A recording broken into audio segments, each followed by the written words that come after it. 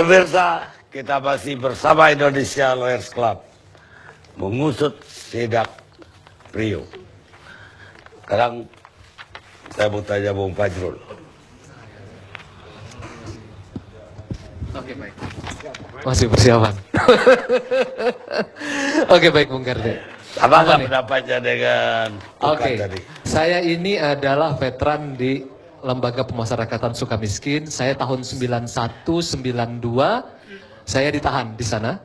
Setelah dibuang, saya 1 tahun di Sumatera 37 ditahan di militer, terus kemudian dipindah ke Kebonwaru sebentar. Dari Kebonwaru saya dibuang ke Nusa Kambangan.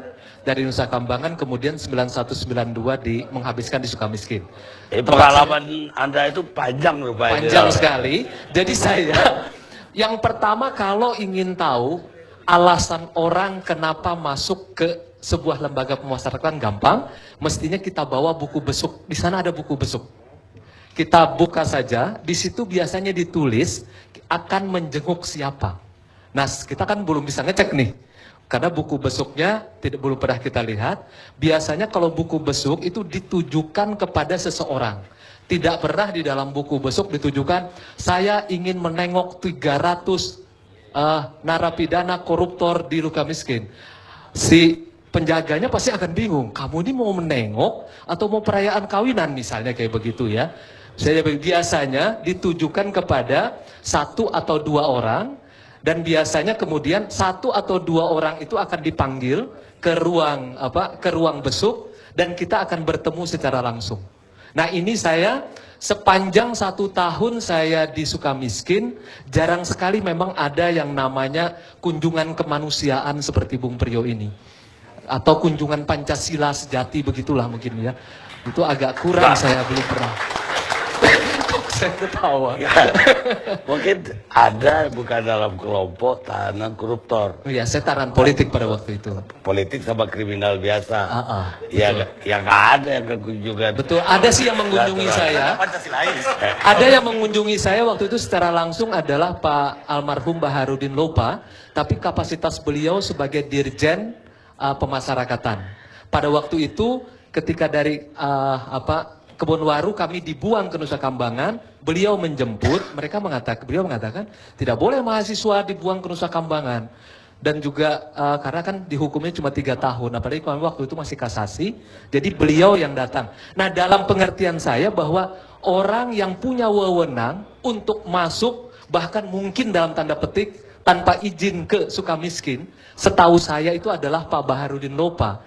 Karena wewenang beliau sebagai Dirjen Pemasyarakatan. Itu yang pertama. Jadi kalau ingin membuktikan menjenguk siapa, karena di situ ada menjenguk siapa pada pukul berapa, terus kemudian maksud apa itu biasanya ditulis di dalam buku besuk. Buku besuk itu besar. Nanti kita cek saja Pak Karni Ilyas.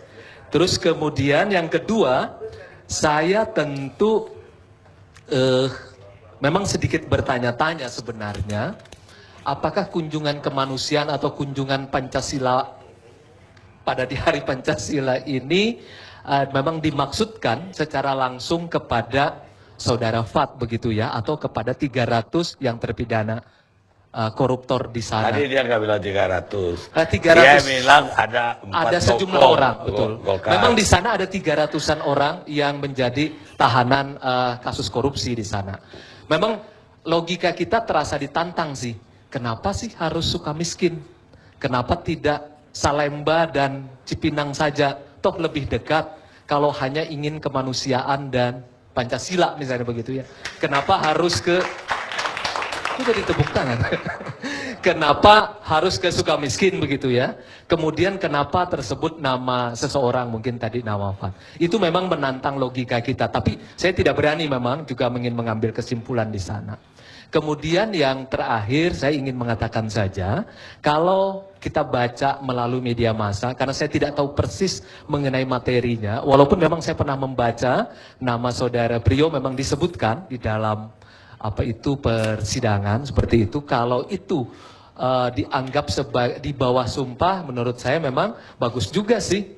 Artinya KPK misalnya mau menjadikan itu sebagai bukti permulaan untuk menelusuri, tidak ada masalah juga menurut saya.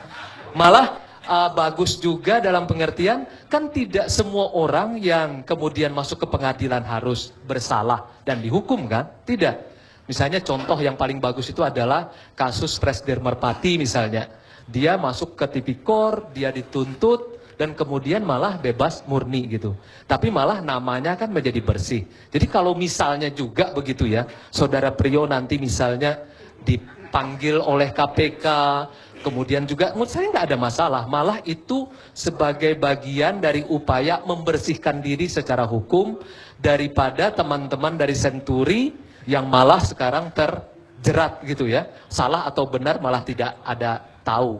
Apalagi Pak Prio ini kan di wilayah Polhukam, jadi tahu persis bahwa setiap orang sama di depan hukum, dan hukum tuh kalau dijalani dengan benar kita bisa akan membebaskan kita. Nasihat Anda bijaksana banget. Bijaksana, karena saya termasuk yang santun dan sopan malam ini. Saya pikir begitu Pak Karni Ilyas dari saya. Kalaupun saya harus menambahkan sedikit saja, selalu saja kita tercengang setelah 1 atau 2 tahun ketika kasus itu berjalan. Contohnya, ketika kasus yang melibatkan Saudara Irjen DS dengan simulator yaitu hampir setelah pemeriksaan berjalan, baru kita tahu ada nama-nama tertentu yang disebutkan. Walaupun habis-habisan mereka di DPR itu menolaknya begitu. Karena selalu saja apabila, ini kesimpulan sementara sebenarnya, apabila terkait dengan anggaran, dari praksi manapun, kita bisa cek, bahkan praksinya berbeda, itu atau komisinya berbeda, itu bisa saja tersangkut dengan sesuatu masalah seperti itu. Jadi buat kita yang berada di luar dan mencoba mengamati begitu, seringkali pengakuan bahwa saya bukan komisi ini, saya tidak terlibat dengan persoalan itu, kita bisa memberikan sejumlah contoh dari A sampai Z, bahkan orang yang tidak ada dalam satu komisi bisa terlibat dalam satu persoalan yang lain. Itu misalnya dalam kasus simulator, kemudian misalnya dalam kasus Hambalang, Andi Malarangeng, hampir 2 tahun membantah. Tapi kemudian setelah Coel Malarangeng dan kemudian Andi Malarangeng ditetapkan, kalau Andi ditetapkan sebagai tersangka, kalau Coel cuma dicegah keluar, baru kemudian kita tahu ada uang $500.000 yang dikembalikan ke KPK. Jadi kita di luar ini selalu saja bertanya-tanya, apakah pengakuan para pejabat tinggi baik di eksekutif atau legislatif yang terkena, walaupun kita tetap memelihara yang namanya azas praduga tidak bersalah, tapi dari pengalaman yang ada, nanti 1 tahun atau 2 tahun yang akan datang, itu tiba-tiba bisa kejadian seperti itu. Itu saja dari saya. Terima kasih. Mungkin dari Pak Nugroho atau Pak Iwo bisa ada catatannya nggak Pak? Ketika Pak Prio sana mau ketemu siapa? Terima kasih. Assalamualaikum warahmatullahi wabarakatuh. Jadi perlu saya sampaikan di sini bahwa secara prosedur Pak Prio ini sudah benar untuk berkunjung, dan baik sebagai pribadi maupun yang melekat karena beliau juga seorang wakil ketua DPR.